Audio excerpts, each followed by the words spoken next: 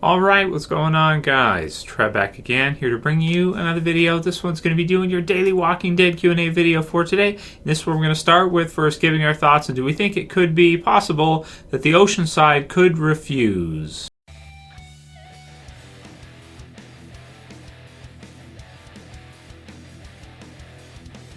And spoiler warning, as usual, if you're not caught up for Walking Dead, which is up to episode 12, say yes. So, we've got a few days leading up to the release for episode 13. Bury me here. Pretty excited for it. Really starting to feel Walking Dead again. Really happy because around episode 11 there, I was kind of feeling like, I don't know, this season's had some mixed reviews, mixed responses from people. A lot of people weren't too happy in the first half. And, but I feel like it's really getting it back now, and we're getting geared up for All Out War, so it should be really awesome. So, final pieces of the puzzle are coming together now. This weekend's episode, we're probably going to see something happen with the Kingdom, and then the Kingdom realize that they have to join Rick and they have to fight back against the Saviors, and Ezekiel join up with them in order to do so. So, excited for that. Can't wait to see that happen. Assuming that with the Oceanside, we'll probably focus on them maybe in episode 14 or episode 15. Although with 15, I would mostly think that they'll probably be getting prepped for the season finale, which should be a pretty good one this season,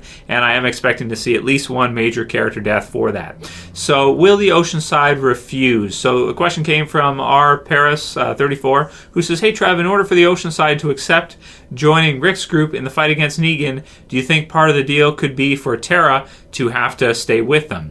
So, I do like that idea. I do like what you brought up here, is that possibly Tara could be a point of view character for the Oceanside going forward for future seasons. I think that's a good idea. They will want to probably have at least one point of view character at the Oceanside, so that when we touch base with them, you'll have somebody there that they can tell a part of the story, with that from our main group, or at least from Alexandria or one of our joint communities, to kind of give the Oceanside more weight, because we don't really have anybody there except for maybe Cindy, who's really a character that the audience right now can probably relate to.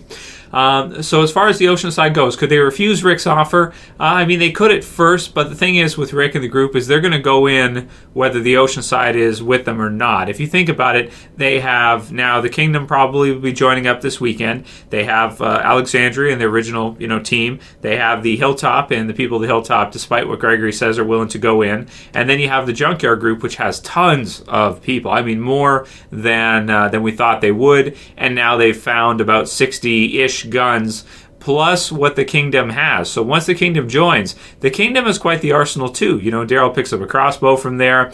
They seem to be training, which is nice. They have some horses and quite a few weapons, it seems, quite a few firearms as well. So at this point, it's almost like, does Rick and the group really even need the Oceanside? Maybe they could do it without them. Once the Oceanside joins, they are probably outnumbering the Saviors at that point, I would say. They probably have more than they need in terms of manpower to take down the Saviors, because you have 70-ish from the Junkyard, you have maybe 30 or something like that from the Kingdom, you have Rick and the others, which is over a dozen, you have the Hilltop, which maybe is close to another dozen or so, and then you add that all together, you're looking over 100, and then maybe if you had the Oceanside join as well too, they would have maybe a few dozen girls, maybe 2 dozen girls or so that could fight, or at least a dozen girls that would be wanting to fight to get vengeance for what happened with the Saviors before and killing all of their men, which would be their husbands, their brothers, maybe dads in some cases.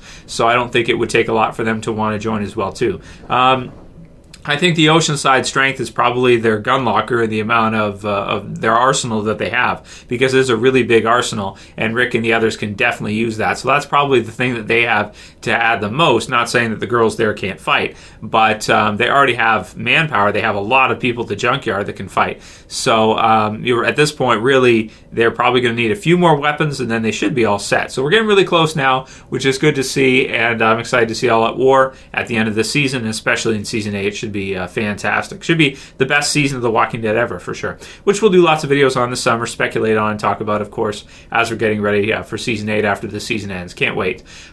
So, could they refuse? I guess the Oceanside could refuse. Even if they did, Rick and the others could still win anyway with the Junkyard group, as long as they can get enough weapons, which, if the Kingdom has enough, then maybe they don't even need the Oceanside. But I think it would be totally natural for the Oceanside to agree with Rick and to go in, even at first if they're kind of like, no way, we're not going to do it. after Rick says, well, we're going to do it whether you're with us or not, then they're going to be like, okay, so he's going in anyway. If we don't help him and the group, if they lose, they're going to be killed. This is our best opportunity to get vengeance against the Saviors for what they did. So I think it would make perfect sense that they would join, and I don't really think they can refuse the offer based on what's happened to them prior, and given the set of circumstances. So, but I like your idea, R. Paris, that maybe Tara could become a permanent Oceanside member. We'll have to see also what they have in store for Oceanside in the future as well, too, because in the comics, the Oceanside is not really used much. I mean, it's very rarely used, and it's not really that important of a location. It's not like the Hilltop or the Kingdom or the Sanctuary. It's just kind of like another place that's there, but it's not of the same importance as those, or it's not used as much as those are.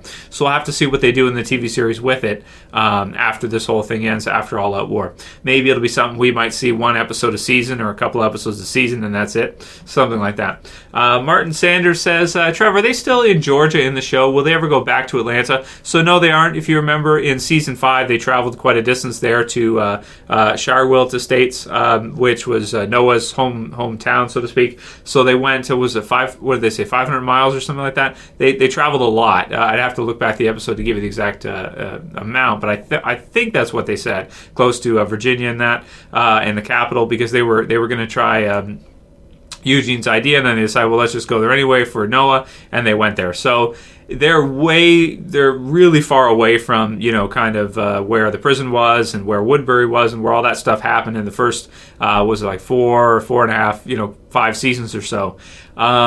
So at this point, yeah, they're way away, and I don't think we'll ever see any of that stuff ever again. Grady Memorial, sometimes I get questions about that. Will we see Rick and the others travel there to try to get them? It's too far. It wouldn't make sense. It would take too long. It'd be too dangerous to go all that distance in the zombie apocalypse. So no, I don't think we'll ever see any of those locations ever again. But if you mean where they film, I believe they still film in relatively close to the same location. I mean, the highway scene in the mid-season premiere is the same one that they used in season 2 to film the highway with Dale and the RV and Andrea get down under the cars, that kind of thing. It's the same highway they used, so that's kind of cool to know. It looks totally different, but it's the same one as then.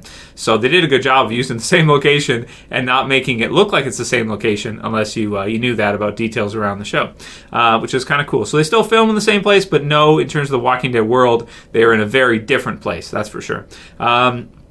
Romer Fisher says, I think the writers are making us hate Rosita so much that we won't miss her if she's killed off in the finale.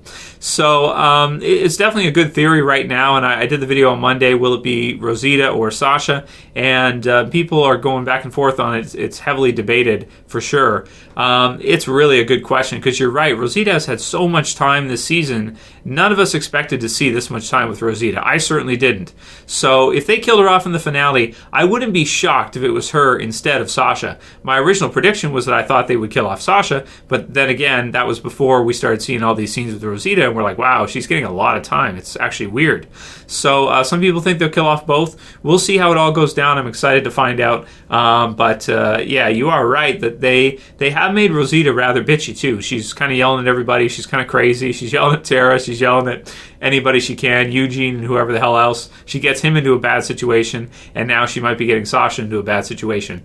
So if she isn't the one they kill off, I'd like to see how they try to redeem her in the next couple seasons, because she's kind of going crazy this season, which is cool. But I like what they've done with Rosita this season so far. I think it's good. Maybe, they can start to tone down the aggressiveness now. I think we've had enough of that. We don't need too much more of her being so aggressive to everybody. I don't think it makes sense anymore. She's already yelled at everybody for almost the whole season.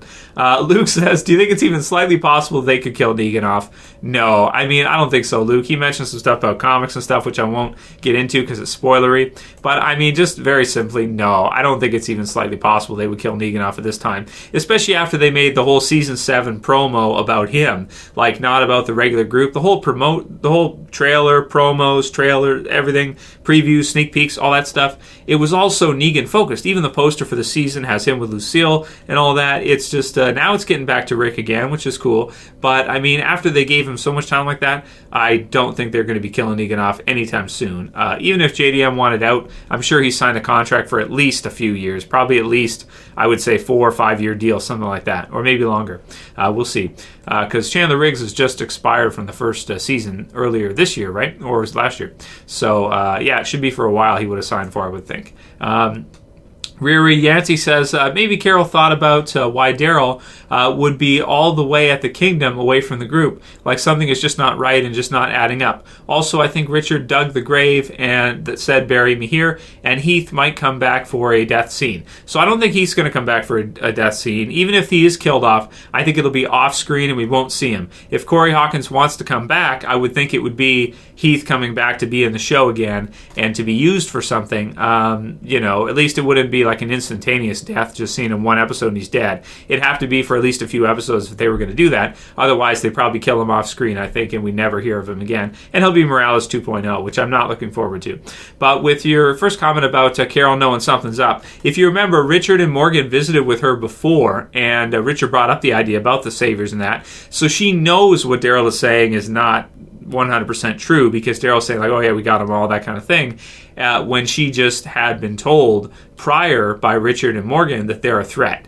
So, yeah, she knows. And also she knows the world too, right? I mean, she knows how many they had. She had an idea of, that they didn't kill all the Saviors at the outpost and there was more. And so she kind of knew. I think that's partially why she ran away as well too, was kind of because I think she kind of had an idea that, people are going to die. That's just what it is. It's, the world they live in is not like a fairy tale world where nobody gets killed off. People are going to die, especially if you go to war against a group in battles. You're going to have characters die. Not everybody's going to survive. So what Daryl tells her as kind of an overly optimistic fairy tale, she's got to know right away that that's not the world they're living in. She knows that. Next one's from Zajita X1, who says, hey Trev, reading Forbes episode review, and I saw an interesting statement saying basically that wouldn't a better plan be for Rosita or Sasha to use the sniper gun against Negan, because he doesn't protect himself very well. They could take him out when he pays a visit, and then Rick and the others could be ready with an ambush for the rest of his men.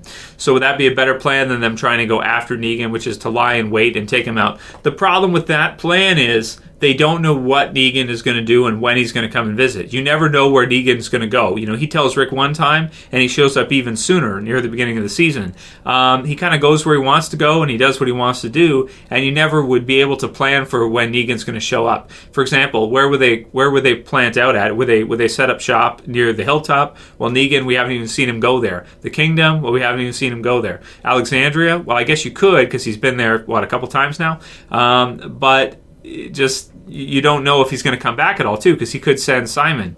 So you could set up shop if you wanted to, but you might be waiting a very, very long time, and you might miss your chance as well too. So that's why it's a bit tricky. He does sometimes go outside in his courtyard there, so if they were able to get into a building with a good view and scope it out and wait for him to go outside or something, in that case, you're right, sometimes he doesn't always protect himself all that well. But we'll have to see what happens and what their plan is. But I don't think it's a bad idea to go after him. Lying in wait could take months and months and months, so you just don't know. But getting into a good position, maybe outside the sanctuary, could be a good plan for them. However, they may get caught, or someone may run into them. Then they may have to fight for their lives in the finale if they're in a tower or something, and someone comes up, one of the Saviors come up as part of their outpost or something, or sees them, and it goes out to take them, or goes up there to take them out. Could be interesting stuff for sure. Should be a good finale. Andy Guadalupe says, try the viewership ratings are in, and they're not too good yet again. The SAS episode from last Sunday brought in 10.16 million, lowest so far this season. But I still have faith that the show, it'll get better, especially with All Out War coming in the Season 7 finale, transitioning into Season 8 premiere, Episode 100. So yeah, absolutely, and I won't mention too much about the ratings. We'll just quickly go over them, because some people get annoyed that we bring them up. It's lower than it's been, but I feel like Episode Say Yes was pretty good, and I think this week will be a little bit better. After episode 11, I can understand that maybe not as many people came back for this episode, or maybe near the beginning when they saw it was going to be a Rick Michonne episode, they tuned out because they thought it'd be kind of a slower one, and maybe they didn't want to, watch it because they felt like, it's probably going to be just whatever, no big deal. So maybe they turned off. But that said, I'm sure it'll get a lot better for All Out War, and I'm actually thinking, like, as the season's going through, maybe they didn't spend so much money this year because they want to do a lot of big things next year. So that could make sense for them to kind of have this be like a setup season, and then season 8 be their big boom type season where they got to put in a lot of money, lots of explosions, and all kinds of crazy stuff. So that's what I'm hoping, because season 6 must have been pretty expensive with the mega herd and all the different crazy stuff they did with All Out War, No Way Out, not All Out War, and all the other craziness with Negan showing up. So I'm hoping season 8 is the best season ever. So we'll see. And I think the ratings will come back. It might be a little bit low right now, but I think it'll come back. Last one will be from AJ Unlimited, who says, "Hey Trev, I feel like a part of The Walking Dead died with Glenn and was wondering if you feel the same way. He was with us since the beginning, and I am just so used to seeing him be there, being part of the show. And now that he's gone, the show doesn't feel the same to me. I know the characters are going to die in the show, and usually it takes some time to accept and to move on, but I feel like this time is different. I think that has a lot to do with why the ratings are dropping, to be honest. It could also have to do with the dragging storyline, but the show still doesn't really feel complete to me without Glenn being around. And that kind of hit home when Rick mentioned him last episode. What are your thoughts on this?" Well, you've got a good theory that possibly the Glenn Abraham kill, particularly Glenn, you're right, because Abraham wasn't always in the show earlier on. He kind of came in, was that late season 4. So, but Glenn being gone from the show, it takes out an A-lister, because Glenn kind of starts off as like a B and becomes an A, I would say, just like Rick, Michonne, Carl, one of these characters, he becomes like an A-lister over the seasons, and you can see that with his feud with Nicholas and that. He's got he's a great point of view character to have on runs and stuff. Thank You, when people thought he was killed, was a huge episode. The ratings went nuts around then, and people went nuts for it because they thought he was killed off and everything. So he's a great character, and I do agree with you that there's a lot of fun factor with Glenn. He's a positive, a fun runner type of survivor character, and of course he's got a great relationship with Maggie and all that. So I understand what you mean, that it feels like there's something missing in the show without him being there, and it's just kind of how it is. It's part of The Walking Dead. It's not the type of story where you have the good guys always survive and always live all the way through. It's just kind of part of how it goes. So you might be right that maybe that did kill off some of the viewers, kill some of the ratings. But we'll see with season 8, either that, or it could just be because Walking Dead's been on now for 7 years and people are kind of used to it now. They kind of understand it now. So those shock value kills maybe won't work as well as they did earlier on in the show or something. I don't know. It's tricky to say, but a lot of people think it's just the writing, and they think that they're dragging out the season too long, and that's the reason for it too, or the bottle episodes. So you guys can write a comment below. Let me know what you think about Glenn, his impact on the show now that he's gone, and what do you think about AJ's theory about him being responsible sort of for the ratings drop? Let me know what you guys think, and that'll be it for today's Q&A, guys. Send me a whole bunch more questions for another one tomorrow. If you like this one, please thumb it up below. You can also share and favorite, and if you're new and you want to subscribe, click that subscribe button at the bottom left. That's it for this one. See you guys tomorrow. It's Trev, saying peace. Later, guys. See ya.